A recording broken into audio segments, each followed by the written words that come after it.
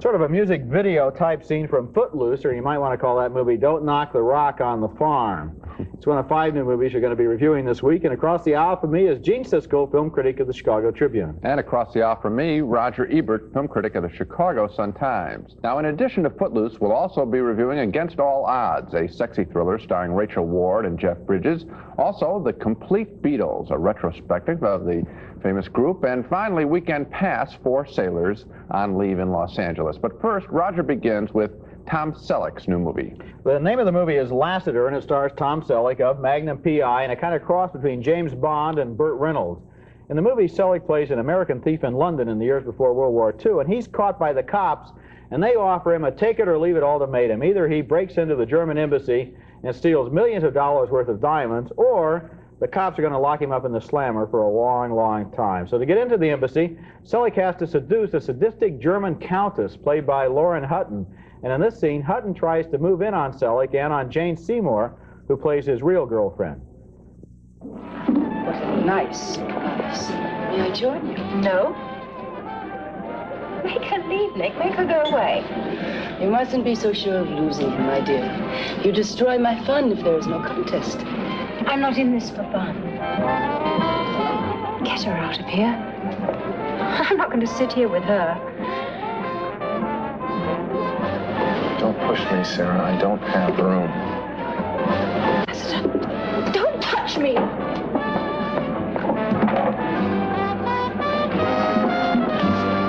Grit your teeth. Just sit. I need her. I won't. I said I'd help you, but I won't help you into her bed. Don't do this to me. You promised me. I'll make a choice. You make it. I've got no time left. It has to be tonight. Stay away from me.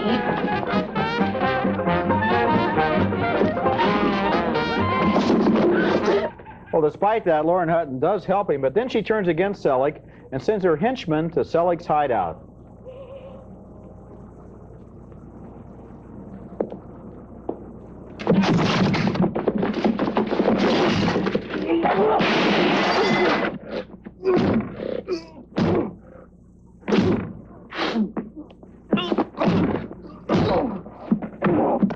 Well, that's a pretty standard action scene of the sort that's kind of routine for Tom Selleck on Magnum P.I.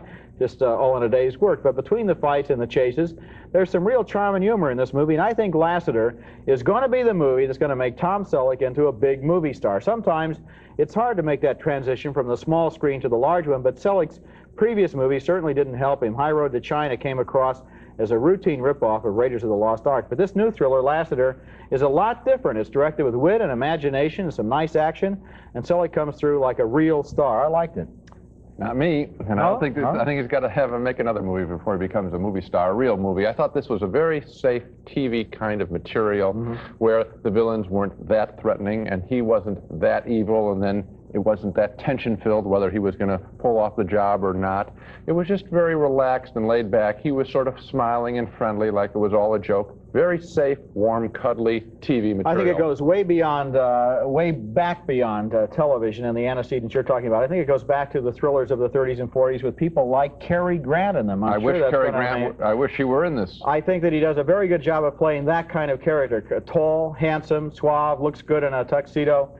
jokes with the girls, takes care of the bad guys, seems to ease through the entire plot, and Selig does that. Not many people can. No, Cary Grant did it very well. I think he is just a little too friendly and soft around the edges. This whole picture, you didn't really ever think that this picture was really threatening or exciting, did you? I thought it was entertaining. I don't think the scene we just saw shows him real soft around the edges. No, I just think it's fuzzy material, nothing special. Okay. Coming up next at the movies, the film that tries to be a toe-tapping male version of Flashdance.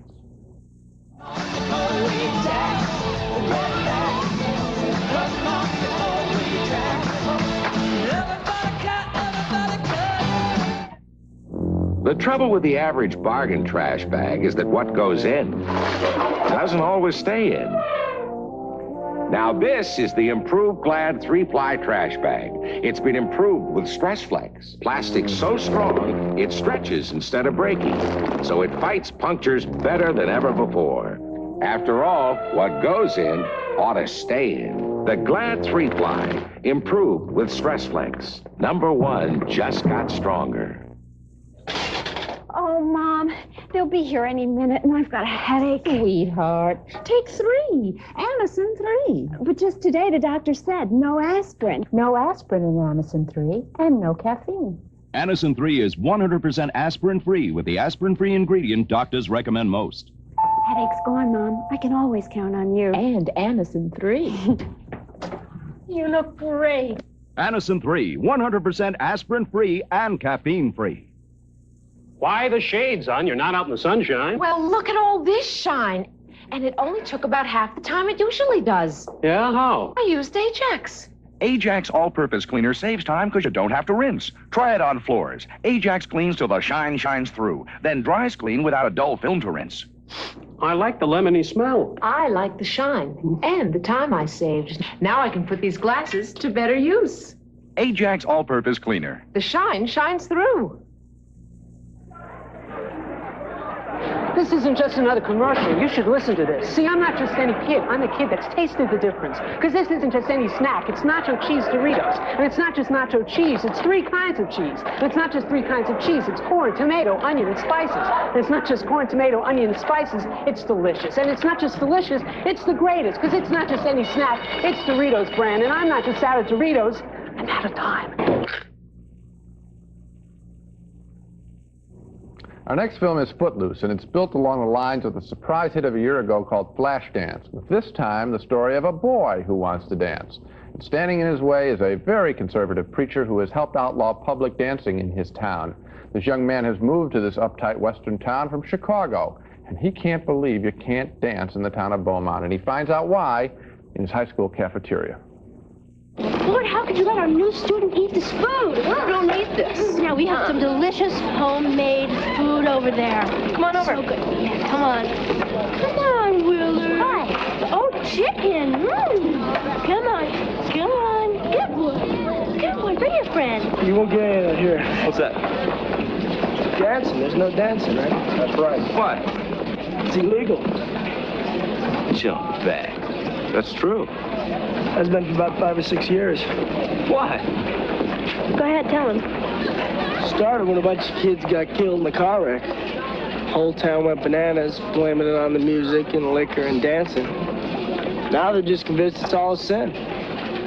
Who's convinced? Whole damn town. Upset because he can't dance and he can't get the girl he wants in high school, young Ren McCormick, played by Kevin Bacon, finally breaks loose in a warehouse.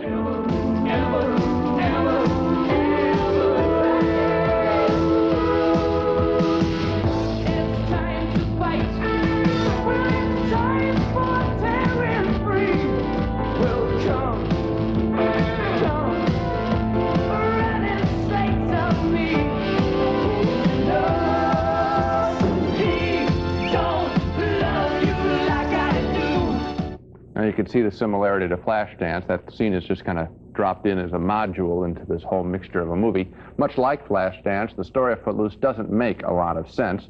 The preacher forbids dancing and rock and roll, but doesn't seem to mind that his attractive daughter walks around in skin-tight jeans and no bra. Of course, that's for us in the audience. But if Footloose is like Flashdance with its dumb story, it also is like Flashdance with its high-energy dancing and its musical numbers. This character of Ren McCormick is appealing. Kevin Bacon is a legitimate good actor. And so is Christopher Penn, who plays Ren's best friend and is sort of a cowboy who learns how to dance finally in the picture. I had a good time looking at Footloose, and that's about all that this film is trying to be. A good time. Sorry. I had a real bad time looking at Footloose. I didn't like Flashdance. I think that Flashdance was about 5 times better than this picture, and the picture has been trying to get by on Flashdance's coattails. This is not another Flashdance, no matter what you say. It's a boring...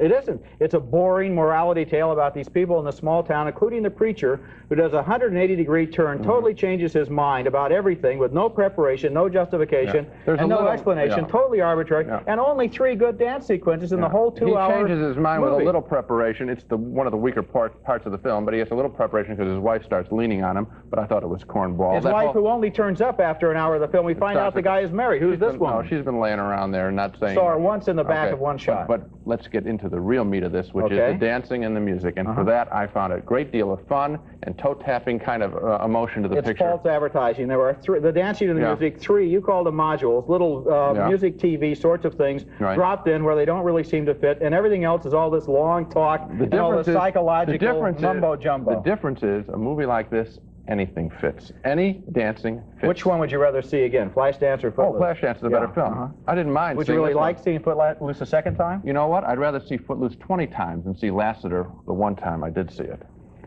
Our next movie is named Against All Odds, and it's the story of a gangster whose girlfriend leaves him. The gangster hires a guy to go after the girl. The guy falls in love with the girl and even kills for her, and then the girl goes back to the hoodlum. Now, that plot sounds familiar. Maybe it's because this is a remake of a favorite on The Late Show, Out of the Past, a 1949 Robert Mitchum, Kirk Douglas movie. But this time, Jeff Bridges stars as the guy who goes after the gangster's girlfriend, played by Rachel Ward.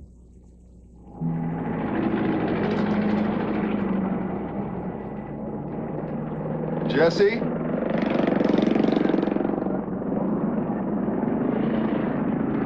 Hey, you're Jesse Weiler, aren't you? I'm Terry Brogan. I played ball for the Outlaws. The Outlaws don't interest me. Dos Mangos, por favor. I'm not playing this season. Gracias. Say, there's not too much going on this island. Do you know where I can go to have a good time? Get off the island. The ferry leaves every morning. Una más? Can I buy you a drink or something? Nope. How about a taco? ¿Cuánto? 400.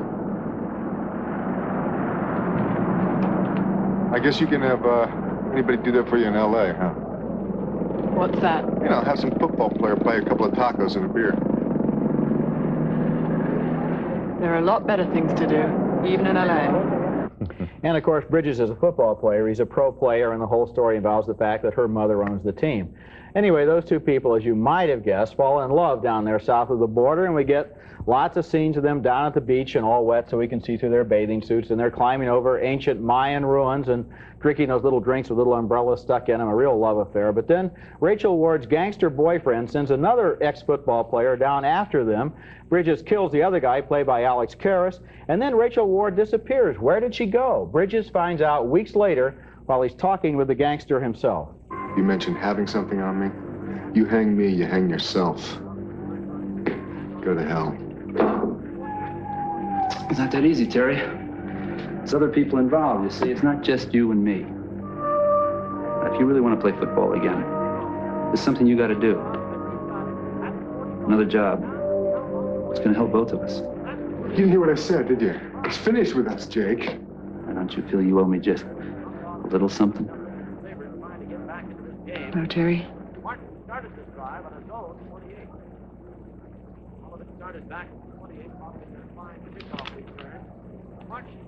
She look great or what?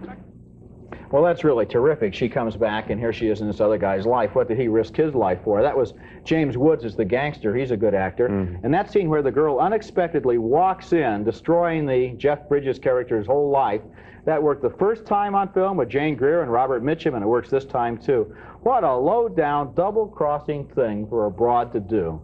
The best thing about Against All Odds is the love-hate relationship between Jeff Bridges and Rachel Ward, with James Woods as the slime boat who's pulling all the strings. Now, I have a complaint, is that these people are in a plot so complicated it's almost impossible to understand, but when they're in the bedroom together, well, then you understand everything. That's exactly right. It is very difficult to understand. You know what I had to do? I had to see it a second time to figure out all the different manipulations, and they all come at the end, and your head's spinning. But it is worth seeing a second time. And I think it is because of two things. One, the very strong relationship and the strong sexual attachment and emotional attachment between the Bridges character and Rachel Ward. They're both very good actors. They are real good in this film. Jeff Bridges has been good in everything he's ever done, as far as I'm concerned. I think he's one of the most unsung actors we have working today. But Rachel Ward surprised me. She's just not a body. She's a pretty good actress. The other thing that's very interesting for me, and it's what I find that I enjoy in films like Body Heat, Chinatown, and North Dallas 40, and this film is like all three of those, is adult malevolence. There are people, they're playing for love. There are whole other people in this film, and indeed in the world, who don't care a thing about love. They're playing for power and for money, and we see all of that in this picture. A strong love affair and some real vicious adult people. I agree with both of those things. I like the fact that you mentioned Chinatown, because it has the same sort of corruption that exists on a level so much above and beyond what these two people are involved in, that their little love affair just gets lost, and they're just fooled if they think that they mean anything important to these other people. So my advice is, if people miss it and can't figure out what's going on the first time, stay through the intermission, see it again the second time. You won't have a bad time. Coming up next at the movies, a documentary on more than 20 years of the Beatles, starting way back when they were first known as the Quarrymen.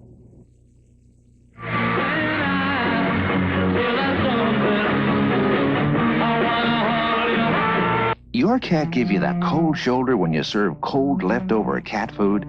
Watch her warm up to Fancy Feast. Fancy feast, darling? One meal in every can. It zips open for a moist and delicious serving every time.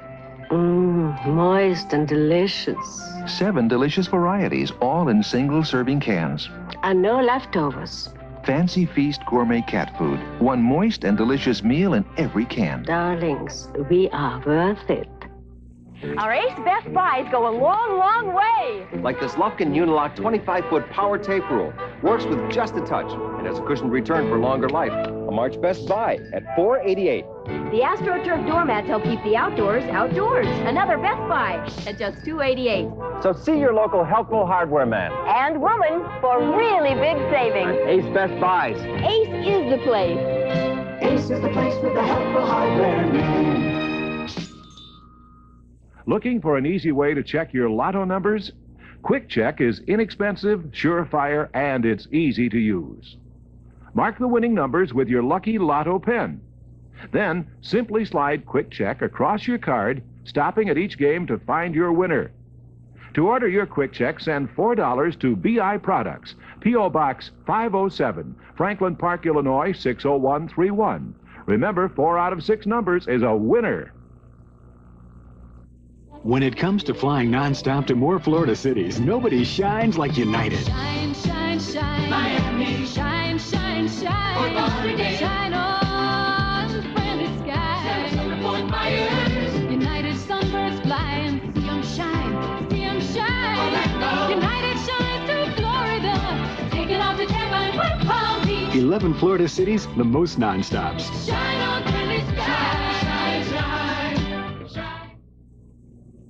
Long before there were music videos, yes, even long before Paul McCartney was in a group called Wings, McCartney was part of another group, the Beatles. And a new documentary called The Complete Beatles tells the story of more than 20 years in the history of the group, starting when Paul and John and George were teenagers in Liverpool, playing in a group called the Quarrymen.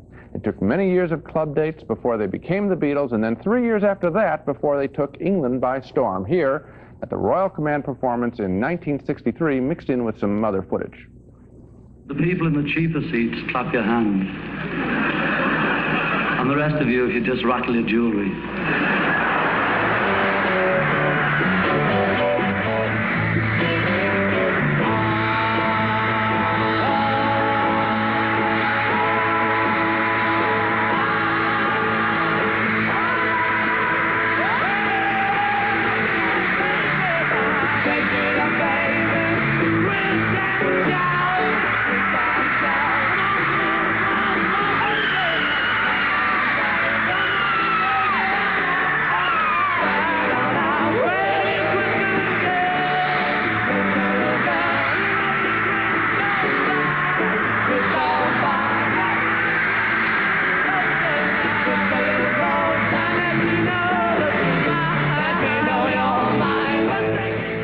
Later, stunned by their popularity, the 4 young Beatles talk about their individual dreams and how long their fame might last.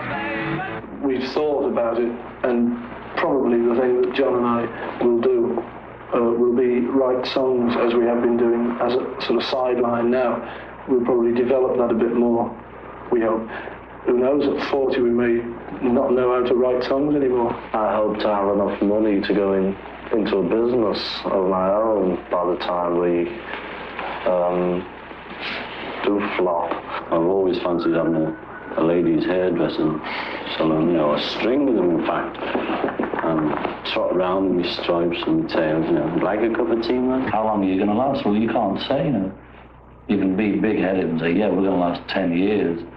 But as soon as you said that, you think, you know, we're lucky if we last 3 months, you know. Of course, seeing that scene and those scenes are so great because it's a kick for us. We know what's ahead of them. They don't. The Complete Beatles is a much better film covering those early days in England than it is covering the later years of the group. Particularly interesting is the way the film highlights the considerable contributions of the Beatles' producer, George Martin, because in the past, the Beatles have received credit for their success. Their manager, Brian Epstein, has received credit for their success. But George Martin's role as the man at the switchboard, the man at the rehearsals, that has been mostly ignored. But I can only give a mixed review to the Complete Beatles because the second half of the film needs more concert material and more, frankly, interviews with the Beatles themselves. This movie has a fascinating subject, to say the least. None of it should have been boring, as the second half of this movie is. I like the whole movie. I'm kind of confused by that because you say you like the George Martin stuff, and that's all in the second half of the movie. How he produced Abbey Road, how Sgt. Pepper was their best album and the White Album, and how George got mad because he only got 2 cuts on every album, how they brought in all the symphony instruments and played with the tapes. So Martin is known as the fifth Beatle, so he's gotten a lot of credit, but until this film, he's never really been exploited in terms of all the little stories about how they made the music. And then also the last half of the film is how they go to India and have their falling out with the Maharishi and so forth. I thought the whole film, and especially the end, where success destroys them and they can't hold together, was the best part. I liked it all. Well, I think that I felt that they played a little fast and loose with some of the footage that they had throughout it. I wanted them to speak. That's what I really wanted, I guess, and I expected that in the second half. I guess I expected some reflection on them. I don't know if they didn't have the rights to the material or what it was, but that was missing for me. Their response to the same material. I think we have a disagreement because I thought there was for a Beatles fan, the whole movie is invaluable. It's just interesting. So I thought, anyway. Next at the movies, 4 Sailors on a Weekend Pass.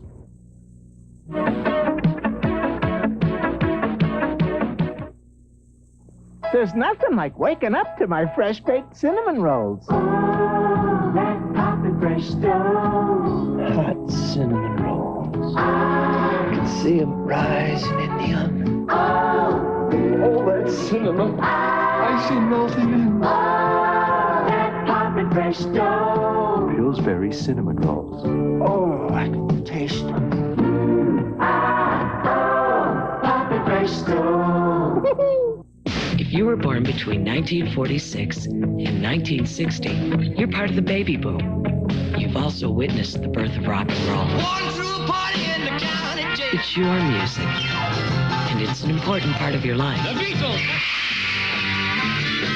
That's why at The Loop, we haven't forgotten what rock and roll is all about.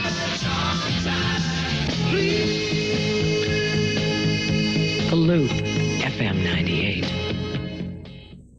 Oh, Mrs. Bybee, that's a hit-and-run toilet bowl cleaner you're using. What?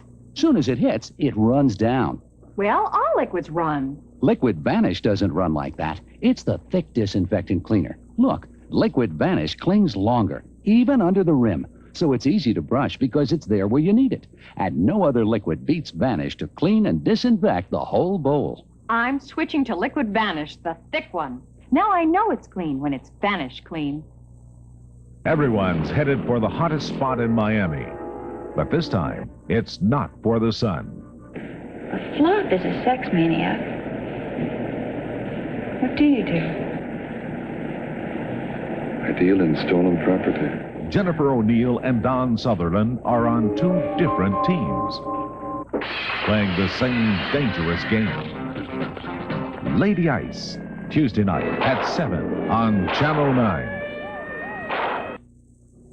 Our next movie is named Weekend Pass, and you got to give them credit. This is a great idea for a low-budget exploitation film. I wish I'd had this idea myself. They shot it on location in their own backyard, Los Angeles, so all they needed were 4 sailors, 4 rented Navy uniforms, a rented Jeep for the guys to drive around in, and of course, a lot of rented girls for the sailors to chase. That's pretty much the plot of Weekend Pass, and here's a scene where one of the sailors gets a taste of life in Los Angeles.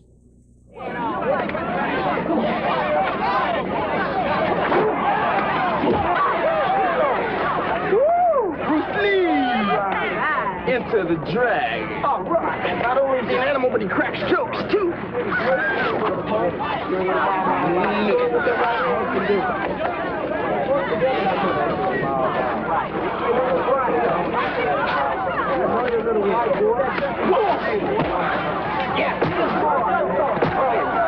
All right. Bunker Hill, United States Navy.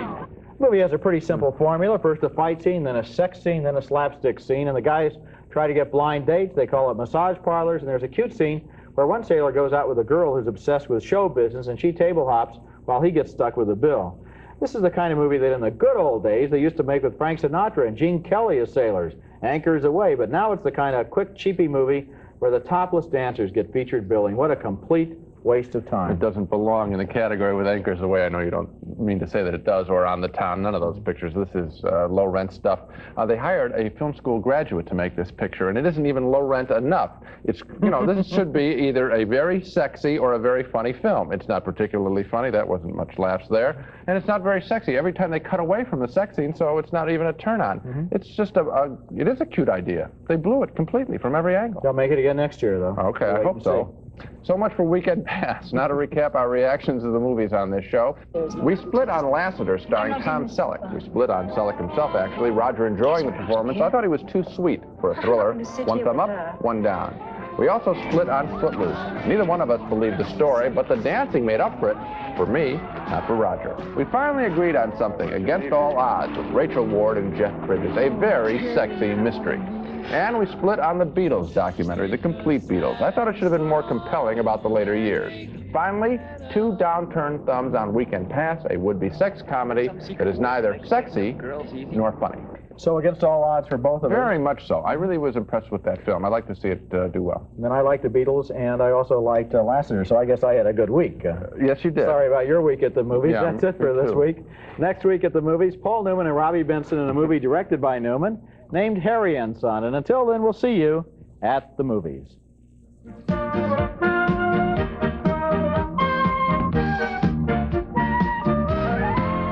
Pan American, whether it's business or pleasure or a little bit of both across the country and around the world, Pan Am, you can't beat the experience. America's favorite movie candies are coming home. Now enjoy Raisinets, Goobers, and Snowcaps at home and at the movies, star attractions for your movie time pleasure. New AutoFresh flow-through car air freshener attaches to your air vent and circulates freshness throughout your car. Another fresh new idea from Johnson Wax.